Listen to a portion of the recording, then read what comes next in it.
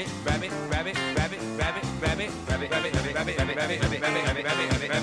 got a beautiful chin. You got beautiful skin. You got a beautiful face. You got taste. You got beautiful eyes. You got beautiful thighs. You got a lot without a doubt. But I'm thinking about blowing you out. 'Cause you won't stop talking.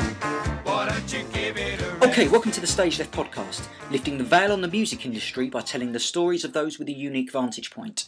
On this episode, we speak to a man who has spent over 5 decades writing and performing some of the most instantly recognisable music as part of the legendary London duo Chas and Dave. As well as releasing over 100 hit singles, our guest today began as a session musician for Jerry Lee Lewis and has since collaborated with the likes of Jules Holland and Hugh Laurie and had his own songs covered by the likes of Tom Jones and Tori Amos. Today we'll be finding out exactly how Chas composed classics such as Ain't No Pleasing You, how it came about Chas appeared on a hit single by Eminem, and how Chas fulfilled the dreams of none other than Karl Pilkington. It's a pleasure to say that our guest today on the StageLeft Podcast is the legendary Chas Hodges. Thanks for joining us today, Chas. How's it going? Yeah, going very, very well, yeah. Good. I believe you're back on the road soon, is that right, again? Yeah, well, I'm always on the road, well, always gigging anyway.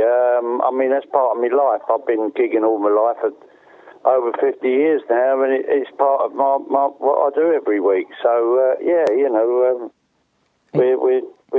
me and David gigging away as per usual. Good stuff. And, I mean, you've obviously done thousands of gigs and hundreds of tours. I mean, how do you find the prospect of touring these days? Well, as I say, it's part of my life. If I don't do at least 2 or 3 gigs a week, I feel like I've lost a night's sleep or lost a day's food. It's part of my life. Nowadays, it's very easy. We got a nice motor car that we drive about in. In the old days, we used to have a rusty van back in the 60s that was quite often breaking down. No, so it's quite luxury nowadays, touring. How do you keep it fresh for yourself, having toured so many times and played so many gigs? How do you keep it fresh? Well, we're always, there's always, for instance, our normal theatre show is the first half. We do Chas and Dave in the 70s, and that changes all the time. And it's fun for us, and it's also fun for the audience, because we do stuff that me and Dave used to get together. We used to just drag songs out of the air in the 70s before we'd written too much personal material.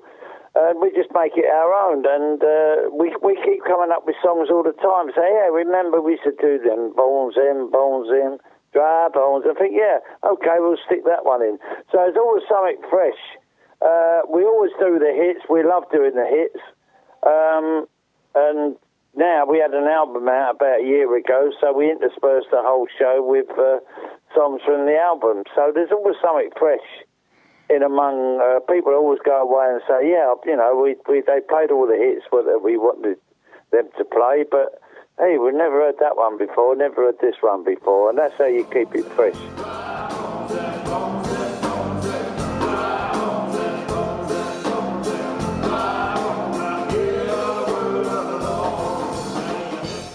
I saw you at your Christmas show at the O2 last year at the O2 Indigo, and you did something very interesting where you played the first half of the show was a full album without stopping. Must have been about 40 minutes. Yeah. That looked really hard work, and tell us how you put together that, because that must have been very challenging.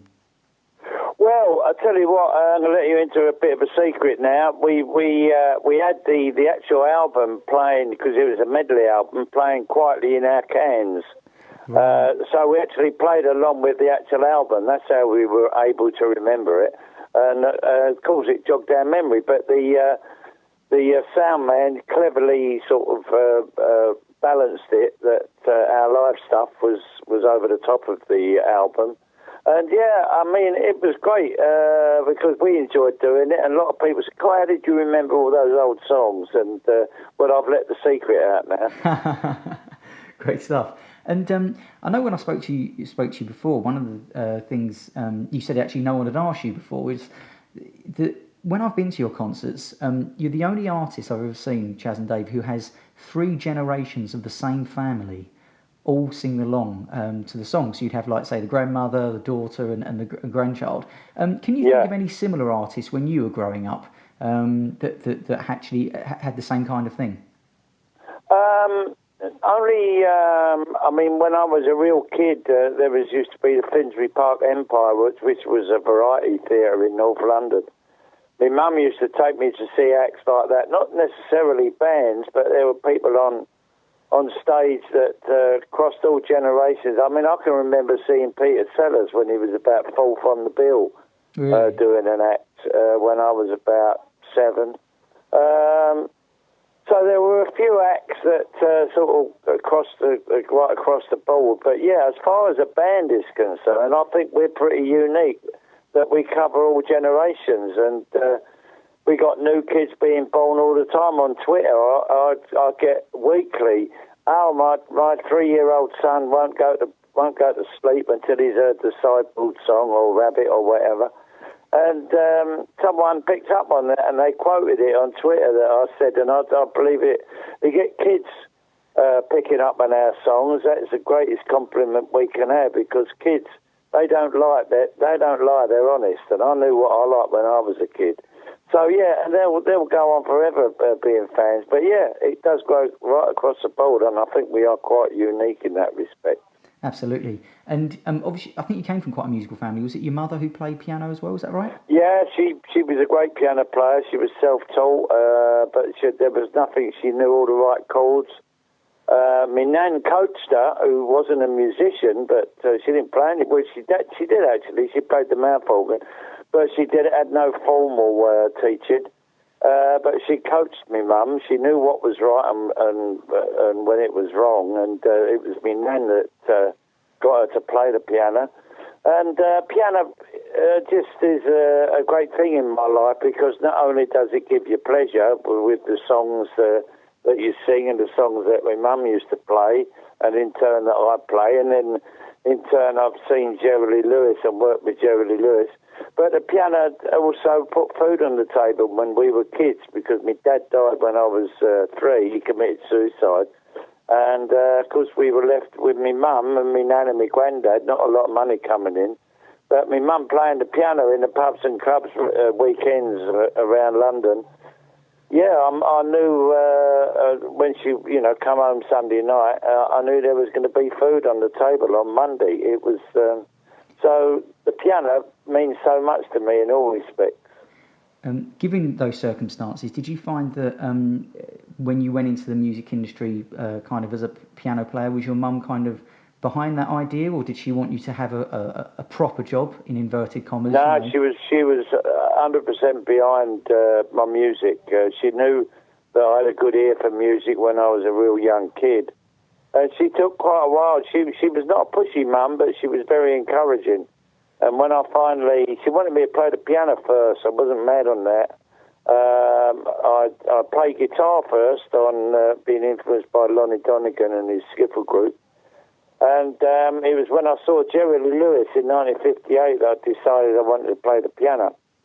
And then I toured with Jerry Lee, and it was Jerry Lee, I can say, helped fulfil my mum's dream of me becoming a piano player.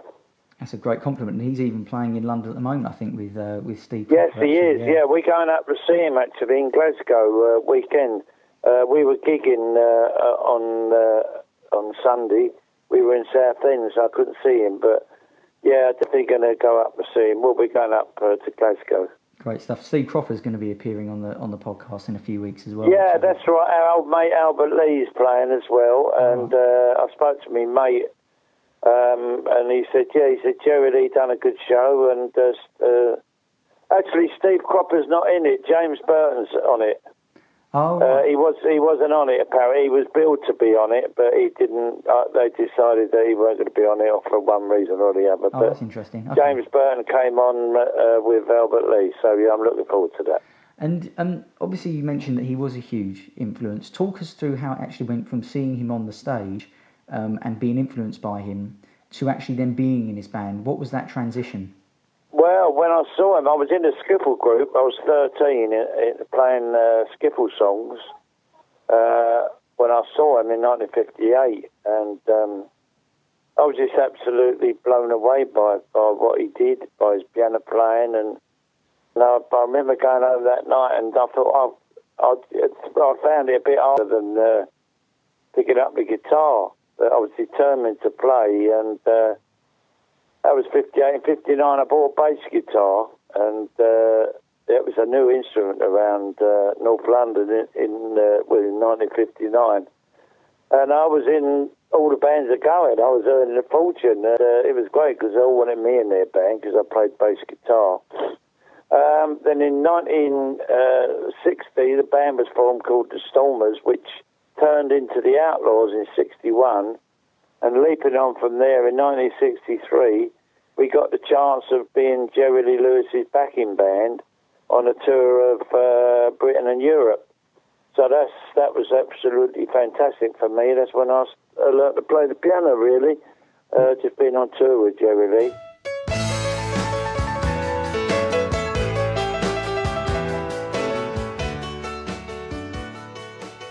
What was your first? What can you remember from when you first met him and got to play with him? Because it must have been quite overwhelming for you in many ways, because he'd obviously been such an influence to you.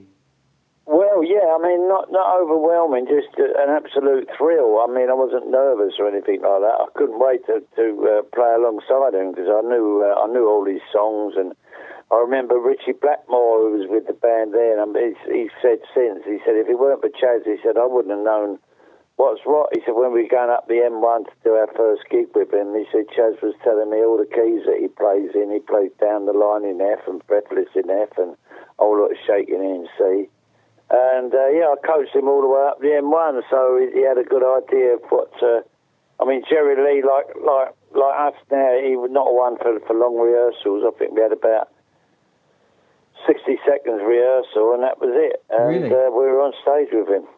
Fascinating. Wonderful. Yeah. And talk us about those days, because I know before, obviously, you formed Chaz and Dave, as it's known now. You did a lot of session work. What do you remember about those times? Were they kind of challenging, or did you just love that?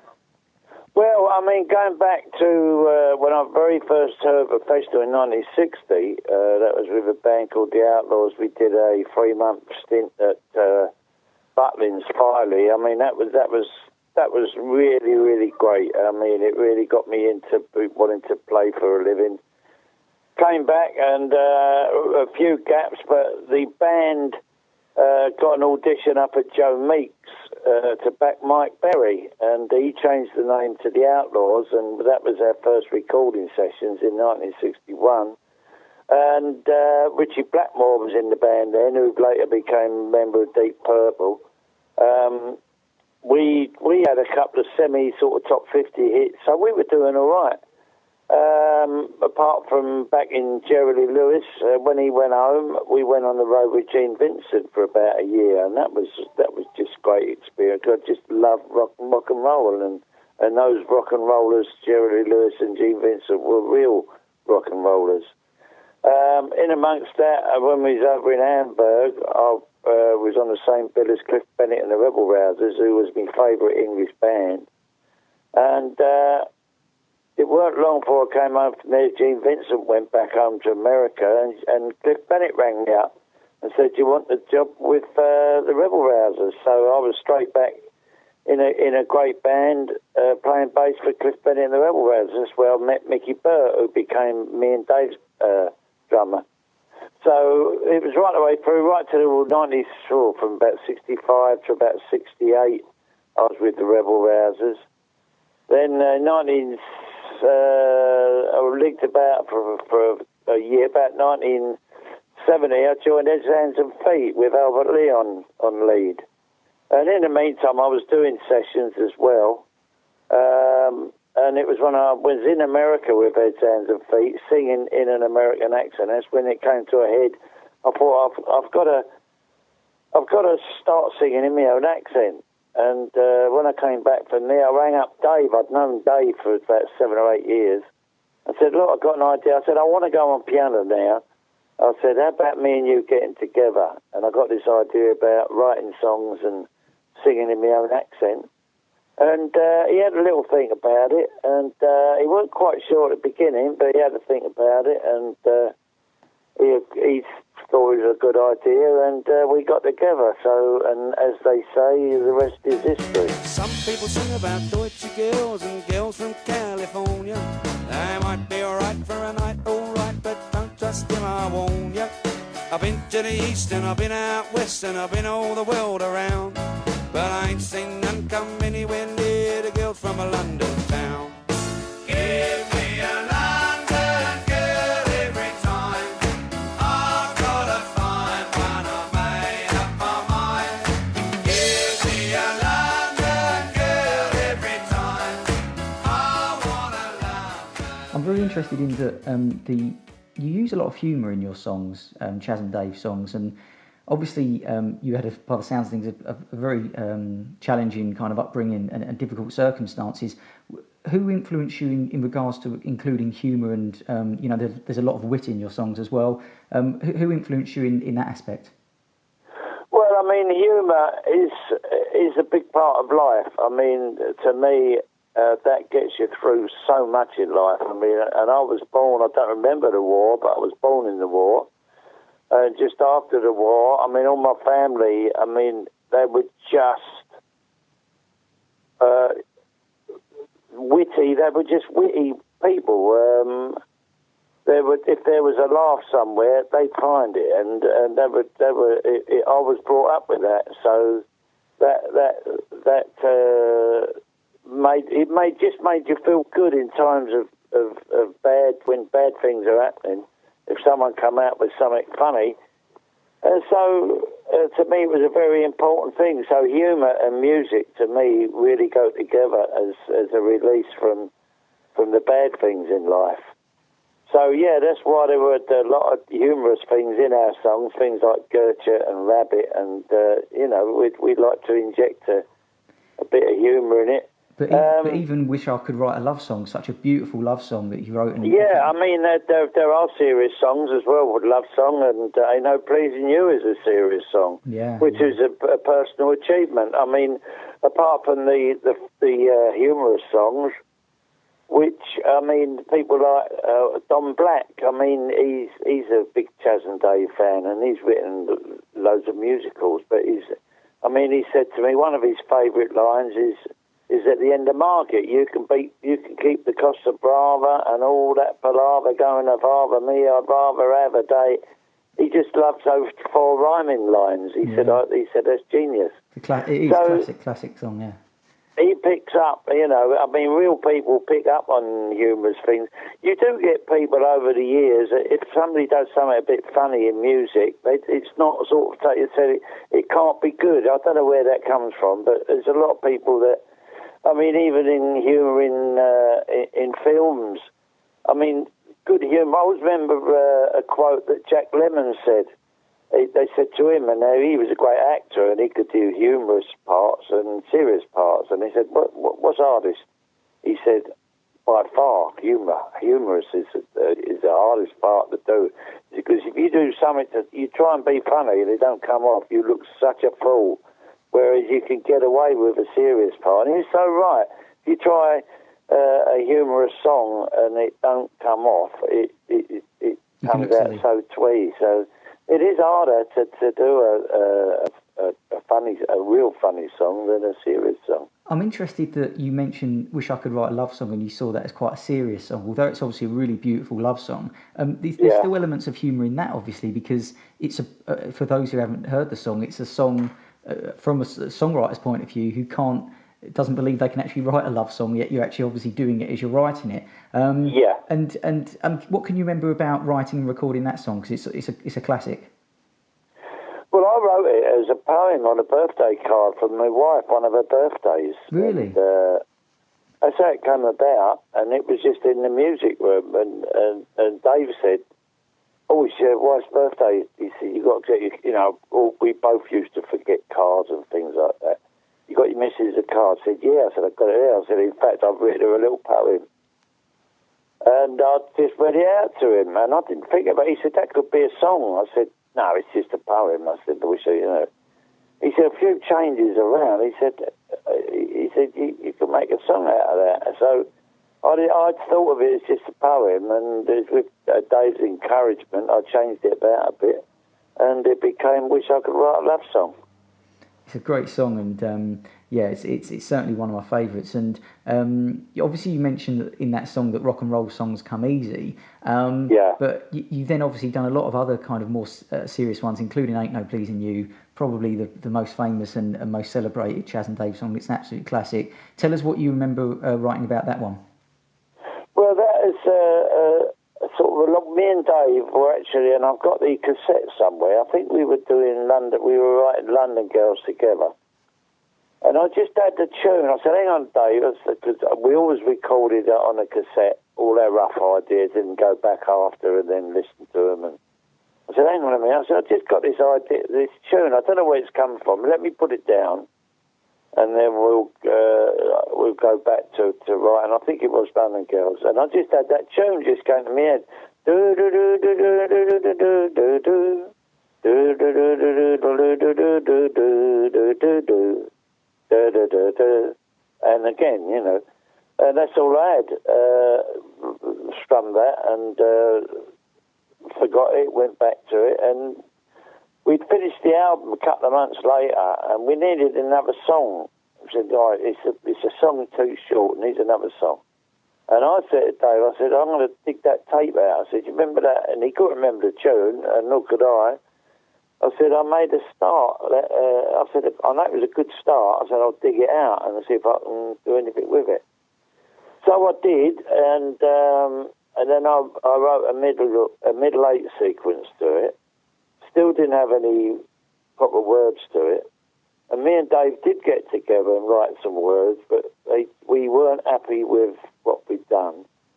And then I just kept going over it, and I.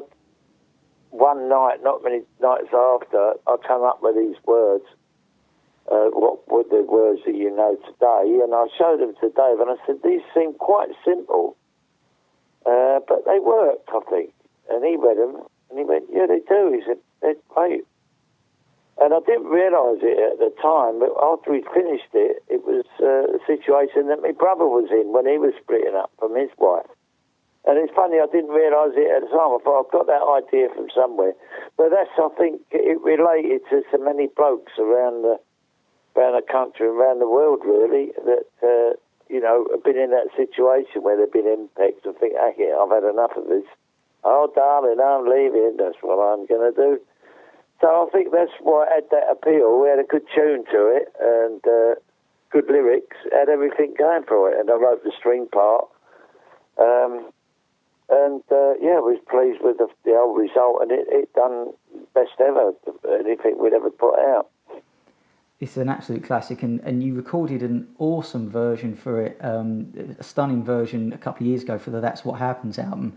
I actually had that. Yeah, that's right. I had that play at my wedding. Actually, I love that version of that song. Tell us, how come you did that song again? It was a producer, Joe Henry, American producer. And my son Nick now plays drums for us, and he was involved in that album quite a bit and conferring with Joe Henry. And Joe Henry, and he quite rightfully, he knew that Nick, knew what we liked, what we didn't like. And he said to Nick, he said, how do you think they'd feel about doing like a club version of Ain't No Pleasing You? And he said, I think they'd love to do it. And Nick said to me, I said, yeah.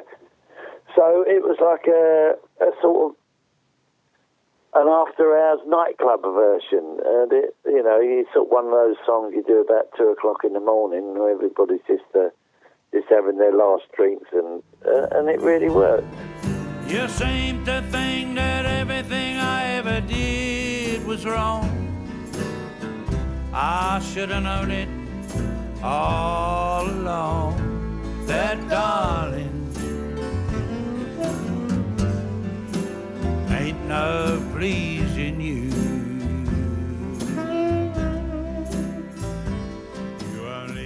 It's It's an amazing version. I absolutely love it. And I mean, that album was your first album in 18 years. It's my favourite album of all of yours, actually. I know that not only did you obviously do your own kind of songs on there, but you obviously is very influenced by Lonnie Donegan. Tell us, in what way did he influence you as a young person? I know one of the lines of one of the songs is you mention how you felt strumming a G chord just like Lonnie D for the first time. What influence did he have over you, and then how did you then take that into the music industry? Well, he made me want to become a musician before anybody else, before I'd seen Jerry Lee Lewis, and before rock and roll. Rock and roll wasn't out when Lonnie was on the scene. And I heard him on the radio. As I say, my mum, she dearly wanted me to be a piano player. And I remember there was a piano teacher in Edmonton. We weren't very well off at all. As I say, I didn't have a dad. So she couldn't afford to send me to piano lessons. But there was a piano teacher in Edmonton who was quite well known. He actually taught Mike Smith of the Dave Clark Five, who was a good piano player. I knew him pretty well. And a few other well-known piano players. And I remember he came to see me mum. She used to play in a pub in Edmonton on Edmonton Market on a Saturday afternoon. And he really liked her playing, and he knew she played by ear, and he said, I don't know what you're doing. He said, but I really like what you're doing. He said, have you got any kids? He said, I'll teach them for nothing. And she came home, I was about 8, all excited, and she said, I'm just this piano player. And he said, he'll teach you for nothing. And I was sort of almost horrified. I thought, all the kids that I knew that had piano lessons could come out playing football or go fishing. I mean, one of my best mates used to say, yeah, come out the street, play football. No, I've got to do a piano lesson. So the thought of that, I thought, no thanks, I don't want to do that. And I know my mum was disappointed. But when I heard Lonnie Donegan bring a little while to Sylvie, I said to my mum, he plays guitar, I'd like to play the guitar. And she was over the moon that I actually expressed an interest in playing an instrument. And my Uncle Alf had an old guitar that he'd done up. He lived over Hackney, and he'd done it up, sort of varnished it up and all that. And I got the train over there from Edmonton one night and picked it up. And that was the start. I couldn't make head nor tail of it, but my mum actually learnt to play the guitar, and she taught it to me. She so wanted me to become a musician. And yeah, my first songs were Lonnie Donegan songs. In fact, I'm doing a skiffle night in Grantham with Vince Eager, an old singer, and I'm just going to do 4 Lonnie Donegan songs this in the town hall in Grantham next month. So yeah, it's all gone a full circle. Excellent. And I mean, Railroad Bill, your version of that almost sounds like it's written for you and Dave to sing. And one song, I think it's the last song of the album, All By Myself. I think you had Hugh Laurie and Jules Holland play on that. How did that come about, and what do you remember about that session? Because it sounds a lot of fun. What one was that? What song? Was it the last song? Is it All By Myself? Yeah, All By Myself. Yeah. What do you remember about recording that session? It sounded fun. Going back to Railroad Bill, that was the first song I ever recorded when I was in a skiffle group. When I was 13, before my voice broke, I recorded it. Somebody's got a copy of that somewhere. I'd love to hear it, because I remember I did a little yodel in it, which when I heard it back, I thought, I wish I hadn't have done that, but I'd love to hear it now. Someone's got a copy of it. But that was, the first song I ever recorded. But yeah, All By Myself, me and Dave used to do that. We done that off of Fats Domino. And we used to do that in the pubs in the East End. And it was basically Joe Henry suggested, he said, how do you feel about going back to your roots and doing some songs, from when you first started?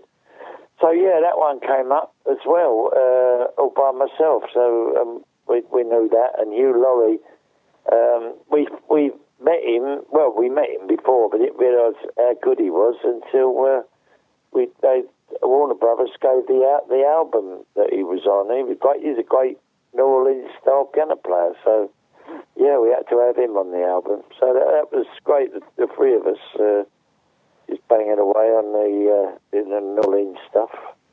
Great stuff, and it's a brilliant album. You know, if you do any more stuff like that, that'll be a treat for everyone. Tell us, I mean, you referred to London Girls earlier. I mean, obviously you're a very proud Londoner, and you are the identifiable sound of London, I think, in music in the last 50 years anyway.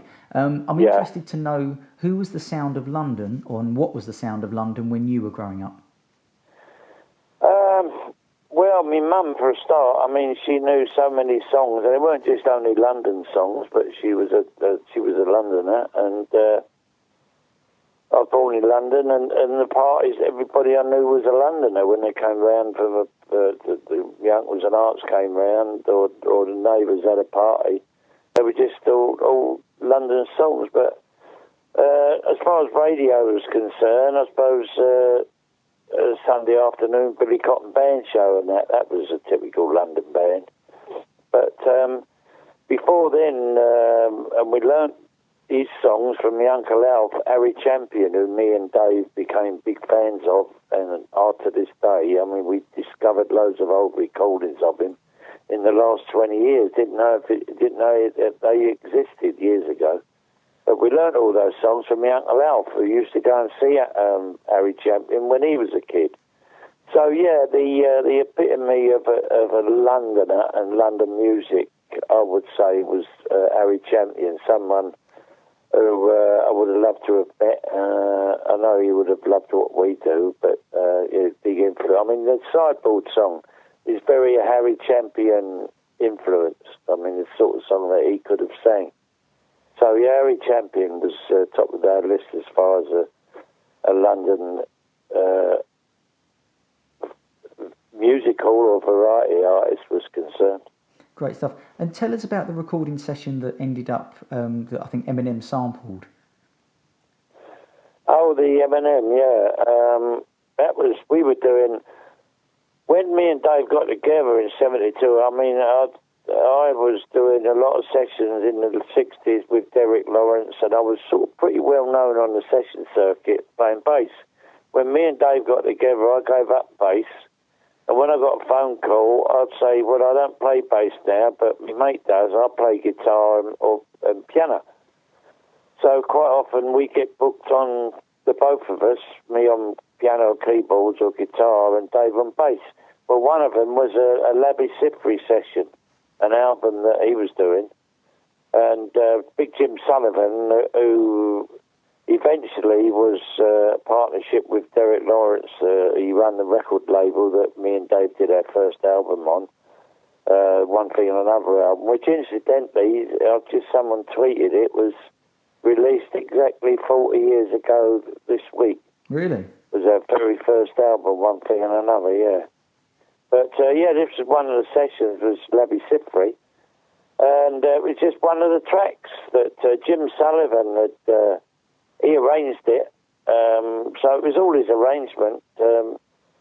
We were just playing a part. Jim said, okay, Dave, here's your part. Okay, Chad, here's your part.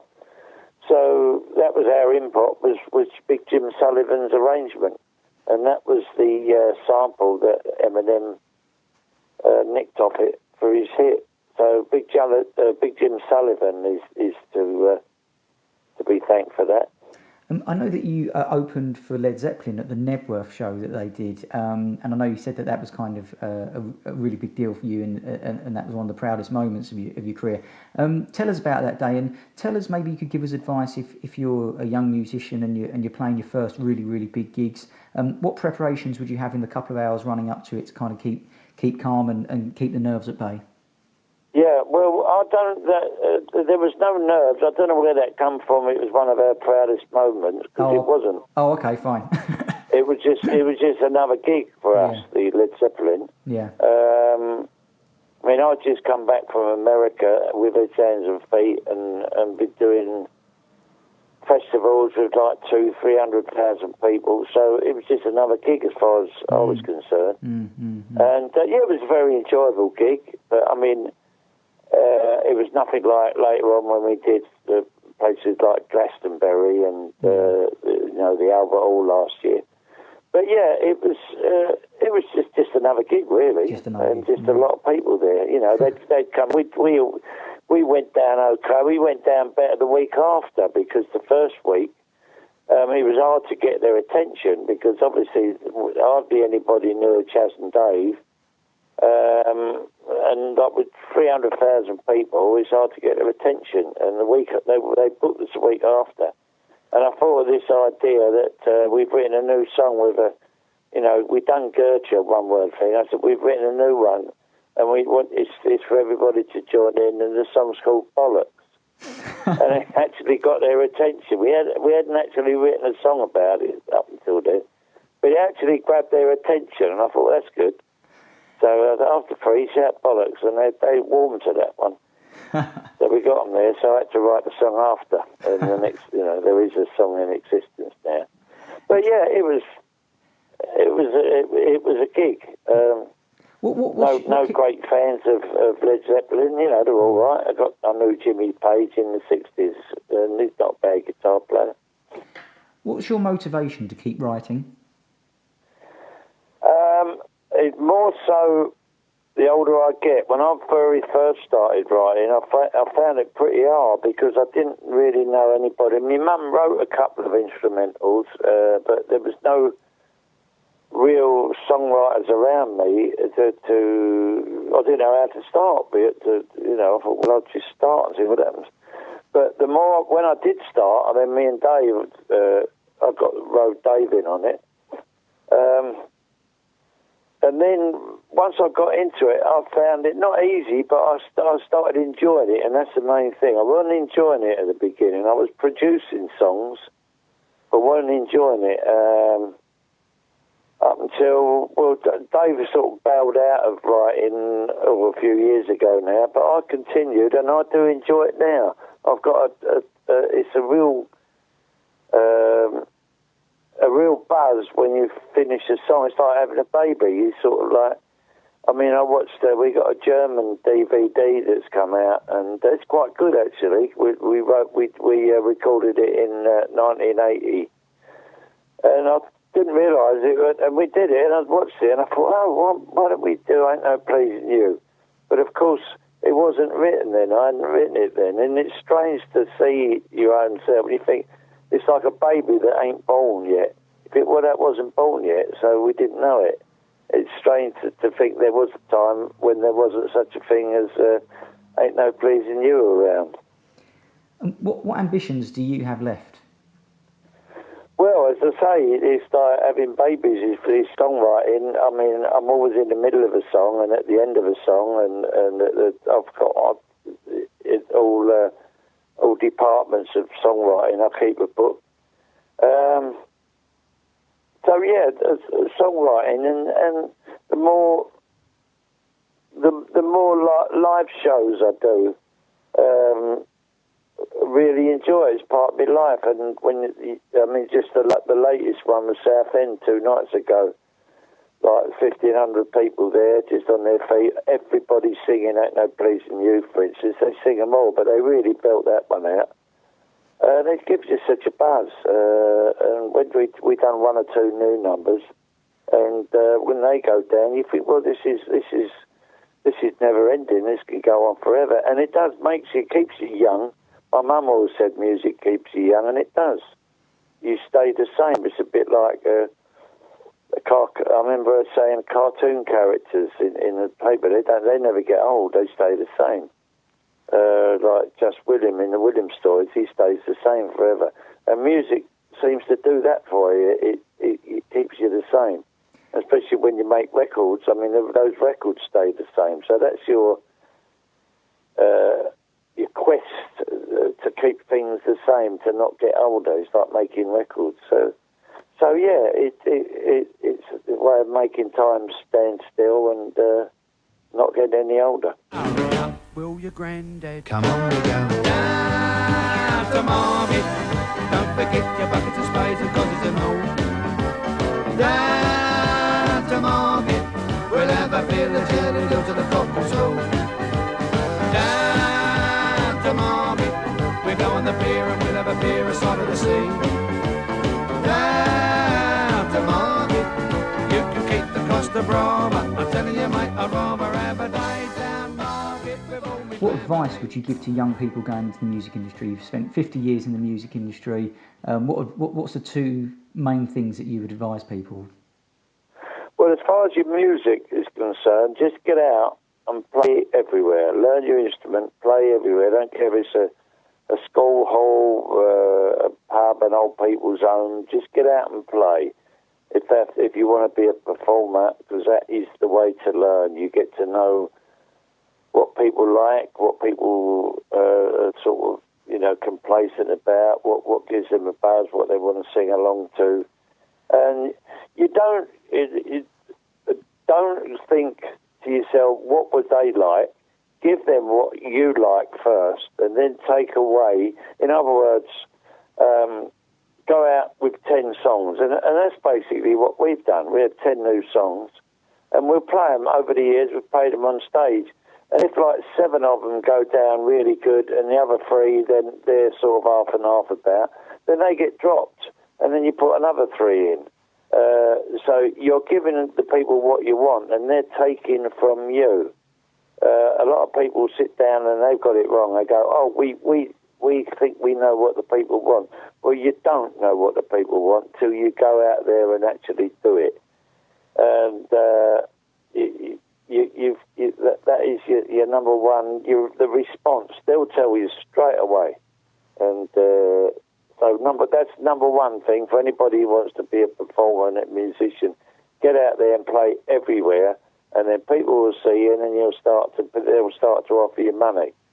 The other thing, talking about money, is when you start earning money, just keep your eye on it. I mean, there's a lot of trustworthy people, but if you ain't careful, if you don't look like you're looking after your money, then those other people think, well, they don't really want that money as much as I do. I'll have some of it. So just keep your eye on your money. You don't have to be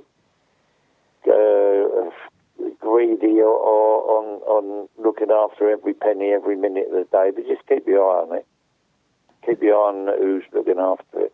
That's really, really good advice. Thanks for that.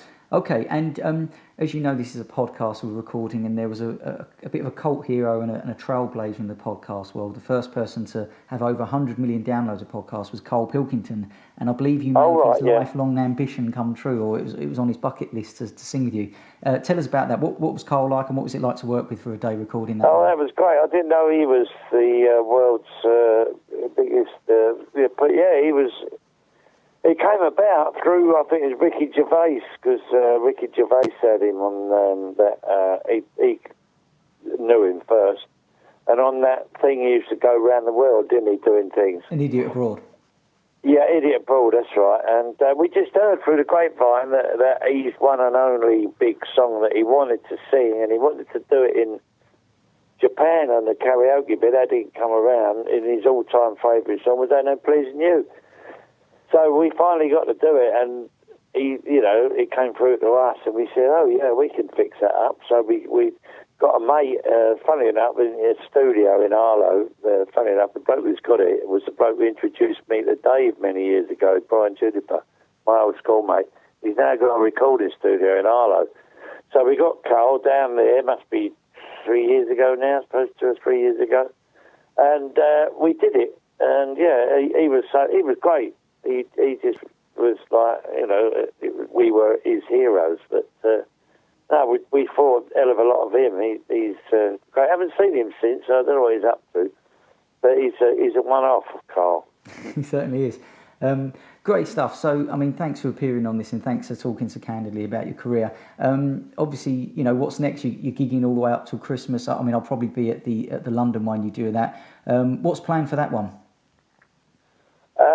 What, for the Apollo? The London kind of... No. I think you've got one booked. Is it your Christmas one that you do?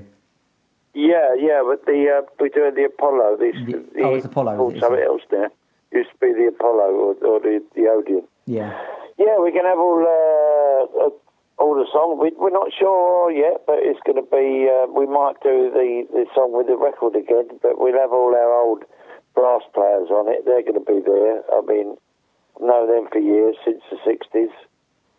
They played on our hits, and Ain't No Pleasing You. And no, actually, went on that one, but a lot of the Brothers, which I arranged. So yeah, we're going to have all the boys on it, and it's just going to be one complete jamboree bag. Because we got a release, they're releasing all the jamboree bags on one box set for this Christmas. So that's going to be a good release, good party release. There's like four albums, and one of them is a triple album, all going out. So yeah, we'll be doing a few songs from there as well. So it's going to be everything. It's one big jamboree bag party. Sounds great. And do you think you'll record again? Do you think you'll go into the studio and yeah, record an album with Dave? Yeah, I mean, I've done a couple of solo albums in the meantime, and I'm sort of working on one now. So I'm recording all the time.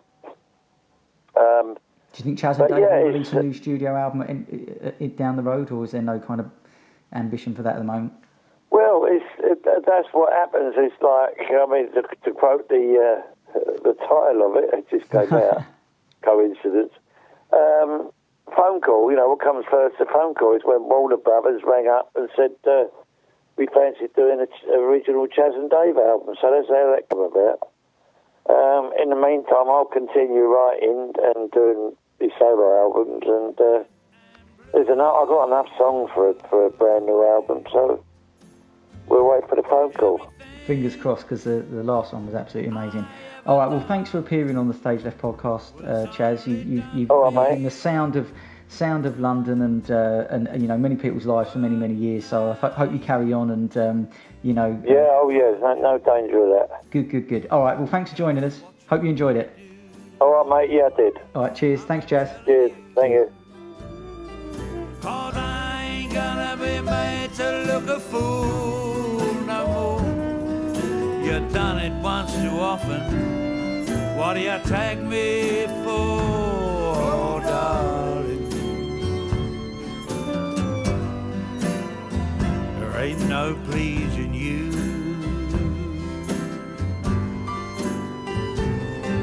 Now if you think I don't mean what I said, I'm only bluffing.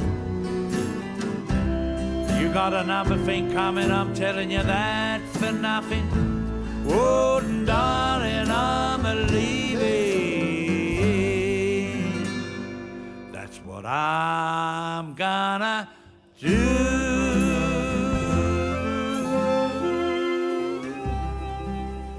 For more episodes featuring musicians who've worked with the likes of Fleetwood Mac, Bob Dylan, The Beatles, Michael Jackson, Elvis Presley, The Prodigy, Oasis, go to www.thestageleftpodcast.com, follow us on Twitter at TheStageLeftPod, or like us on Facebook at facebook.com/TheStageLeftPodcast. See you next time.